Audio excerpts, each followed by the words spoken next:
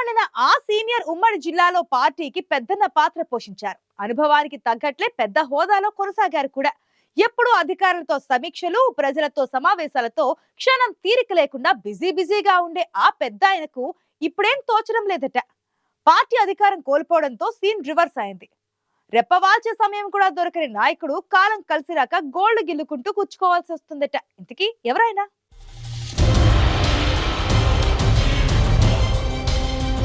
పోచారం శ్రీనివాసరెడ్డి తెలుగు రాష్ట్రాల్లో పరిచయం అక్కరలేని popular personality. ఉమ్మడి రాష్ట్రంలోనూ తెలంగాణ వచ్చాక కూడా రాజకీయంగా కీలక పదవులు అనుభవించారాయన. కమిట్మెంట్ ఉన్న లీడర్గా పోచారానికి పేరుంది. ఎప్పుడూ కీలక బాధ్యతల్లో ఉండే పోచారం రోజంతా బిజీగా గడిపేవారు. అధికారులతో సమీక్షలు నిర్వహిస్తుండేవారు. నిత్యం నియోజకవర్గ ప్రజల సమస్యలు తెలుసుకుని పరిష్కరించేవారు.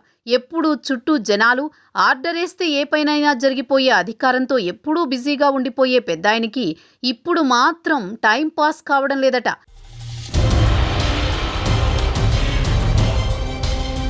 పోచారం శ్రీనివాసరెడ్డికి ఏ బాధ్యత అప్పచెప్పినా సిన్సియర్గా చేస్తారన్న పేరుంది.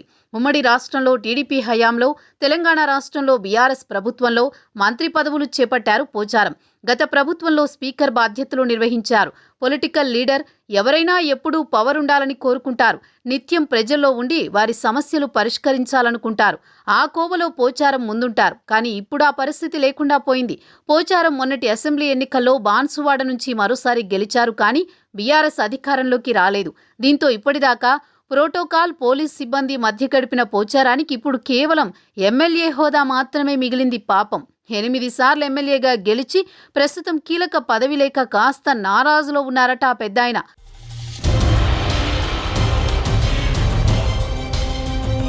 ఎంతటి హోదాలో ఉన్నా హైదరాబాద్కే పరిమితం కాకుండా బాన్సువాడ నియోజకవర్గానికి సమయం కేటాయించేవారు పోచారం శ్రీనివాసరెడ్డి. హైదరాబాద్లో పని పూర్తవగానే బాన్సువాడ వెళ్లిపోయేవారు. కానీ ఇప్పుడు ఈ పెద్ద స్టార్ బాన్సువాడలో ఎక్కువ సమయం కేటాయించడం లేదట. హైదరాబాద్లోనే ఎక్కువ ఉంటున్నారని అనుకుంటున్నారు బాన్సువాడ ప్రజలు. మరోవైపు కాంగ్రెస్ నుంచి పోటీ చేసి ఓడిపోయిన ఏనుగు రవీందర్ రెడ్డి మాత్రం బాన్సువాడ నియోజకవర్గంలో యాక్టివ్గా ఉంటున్నారట. కాంగ్రెస్ అధికారంలోకి రావడంతో అధికారులు కూడా ఆ పార్టీ నేతలు చెప్పిందే వింటున్నారట. దీంతో ఇన్నాళ్లు నా మాటే శాసనం అన్నట్లు చక్రం తిప్పిన పెద్దాయనకు ఈ పరిస్థితి కొంత ఇబ్బందిగా ఉన్నట్టు అనుచరులు చెప్పుకుంటున్నారు. బాన్సువాడ అంటే పోచారం, పోచారం అంటే బాన్సువాడ అన్న పేరు. కానీ ఇప్పుడు సీన్ కాస్త రివర్స్ అయింది. అయితే అధికారం ఎప్పుడూ ఒకే చోట ఉండేది కాదు కదా. అప్పుడప్పుడు ఇలాంటి పరిస్థితులు కూడా చూడాల్సిందే. కానీ ఎవరెన్ని చెప్పినా పవర్ ఉంటే హక్కిక్కే వేరబ్బా.